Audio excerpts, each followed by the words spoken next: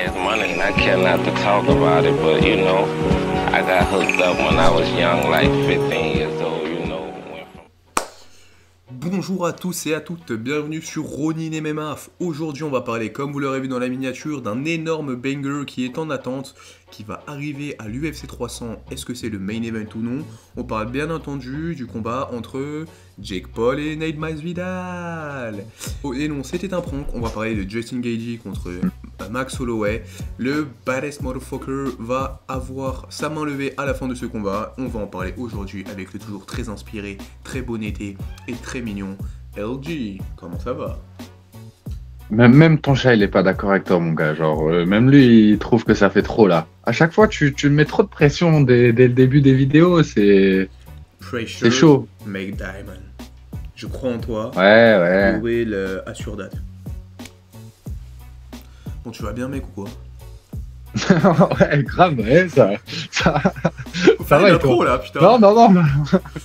Non, bah, en vrai, ouais, grave excité pour ce combat. Je t'avoue que je kiffe bien Holloway. On voulait peut-être faire un petit top des combattants aussi bientôt. Et peut-être spoiler, il sera dedans. Donc non, ça m'a régalé. Placement de produit. Bah écoute, la régalade, on va y laisser place. Donc on va rentrer un petit peu plus dans le détail de ce combat qui est exaltant et qui excite la planète MMA entière. Pour commencer, peut-être petit récapitulatif des deux combattants. Très rapide sur leur carrière, mais surtout sur l'excitation que va générer ce combat. Mais chaque chose en son temps, ne mettons pas la charrue avant les bœufs, ni les bastos et les uppercuts avant les bras arrière. LG, tu nous parles de Holloway? Ouais, bien sûr. Bah, en fait, là, pour remettre un petit peu de contexte, c'est un petit peu compliqué. Parce qu'en fait, je sais pas si tu es au courant, mais il est dans la catégorie d'un mec qui est assez bon aussi, contre qui il a un petit peu du mal, donc je parle forcément de Volkanovski.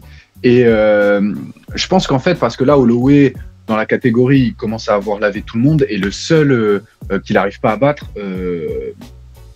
c'est Volkanovski. Il a déjà affronté 3 fois, 3 défaites. Donc c'est un peu compliqué de lui donner un 4e combat. Donc en fait là, ça crée un petit peu cette situation de bouchon, et je pense que c'est pour ça que il y a ce combat pour ce titre-là. Ouais. C'est-à-dire que sportivement parlant, Holloway dans la catégorie, je vois.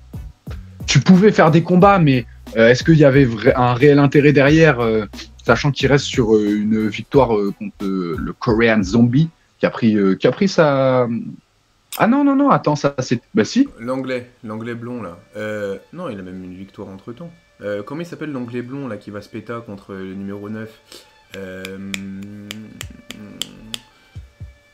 L'anglais blond Arnaud Allen.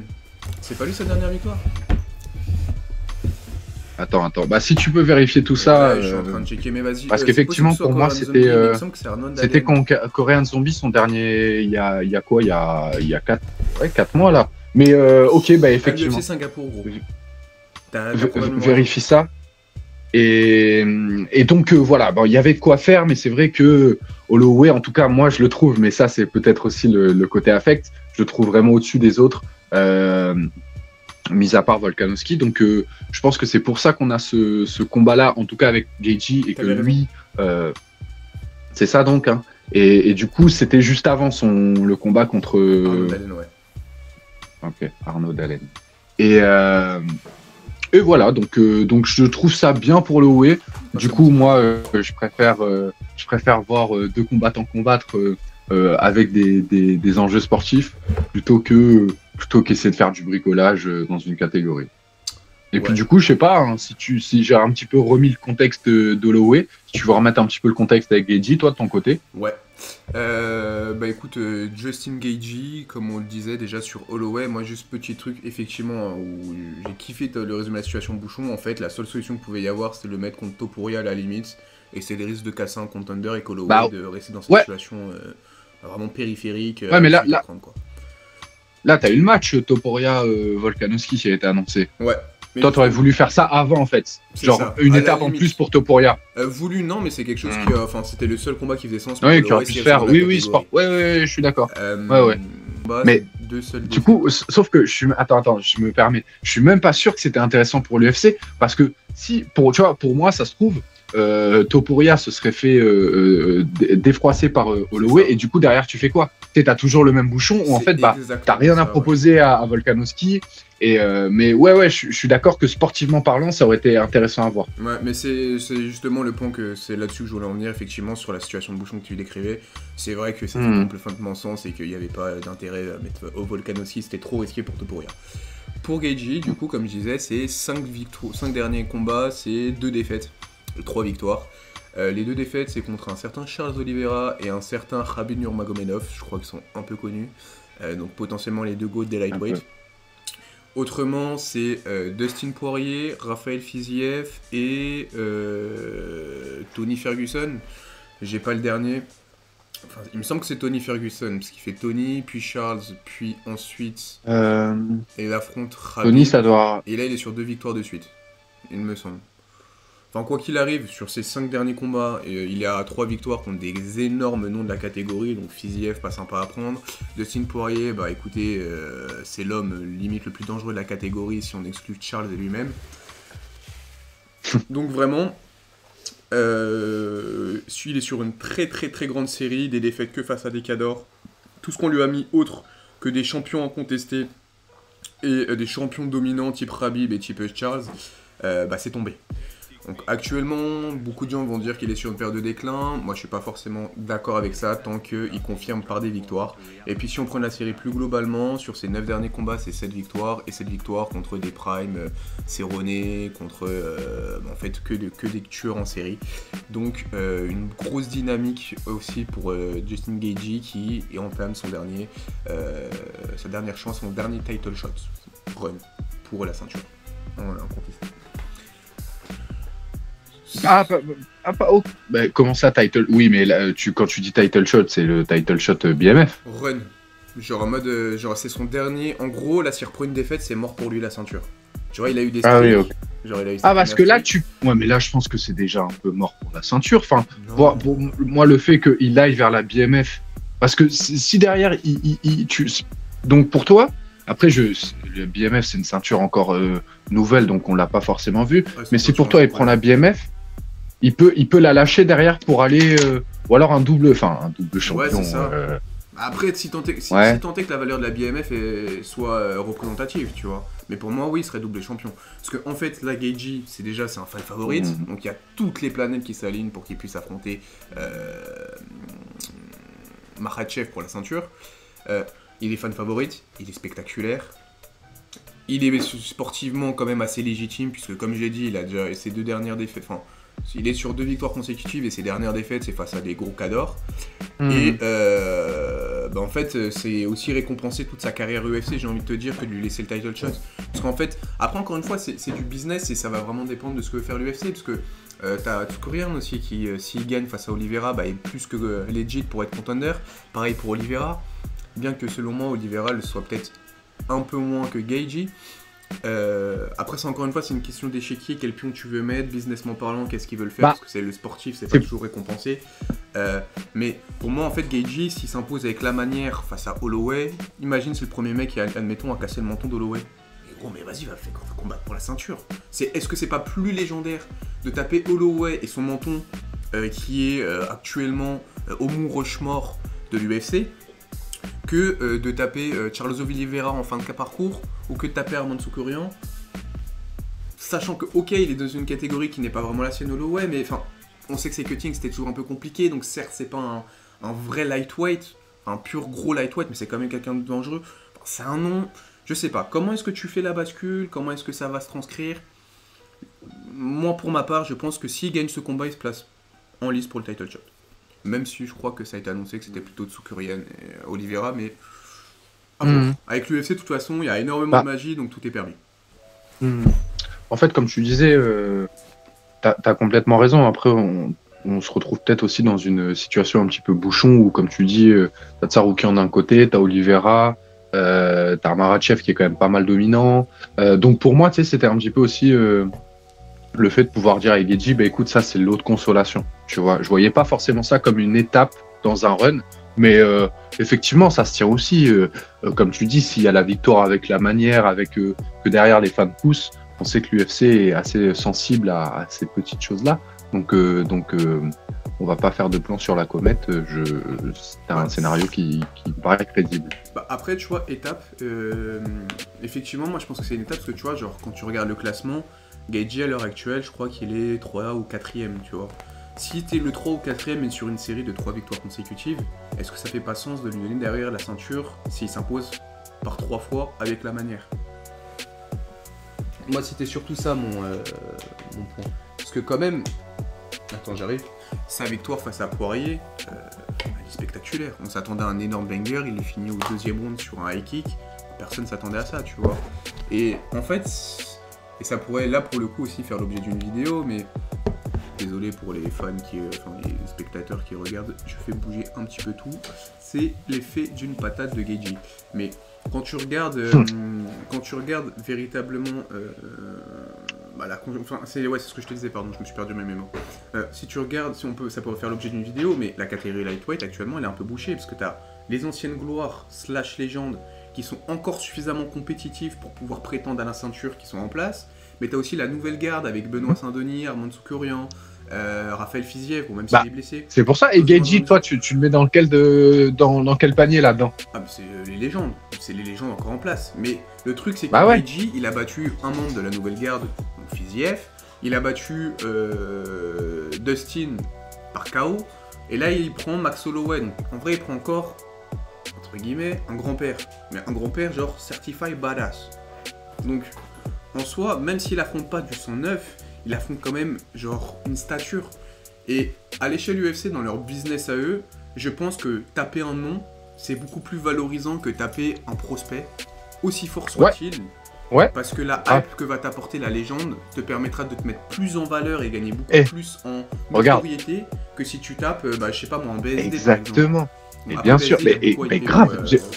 Oui, mais j'allais te faire le truc. Oui, mais il en a forcément moins que Max Holloway. Et même si tu vois regarde, sportivement parlant, je trouve que j'ai dit Gaethje BSD, pour moi, faisait plus de sens qu'un Gaethje Holloway. Oui. Tu vois, parce que là, Holloway monte de catégorie, c'est pour un titre, mais qui finalement, bon, tu vois, en plus même, on a dit dans la cohérence, on sait pas vraiment du coup où est-ce que ça va aller en cas de victoire pour l'un et pour l'autre. Je pense que ça serait une bonne chose pour Max Holloway parce qu'on l'a dit, lui, quoi qu'il arrive, il était bloqué par Volkanovski.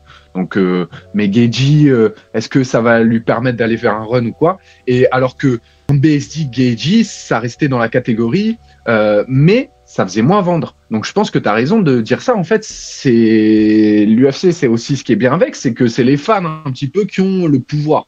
C'est-à-dire que ça, c'est un truc qui est assez bien. C'est quand on veut voir un match, souvent on le voit. Nous, en tant que Français, pas tout le temps, parce que, comme on dit, on aurait peut-être préféré que question de hype ça soit internationaux passent. C'est ça. Mais non, donc totalement d'accord avec toi sur le fait que la hype va jouer pas mal là-dedans et joue pas mal là-dedans. Bah, c'est clair. En tout cas.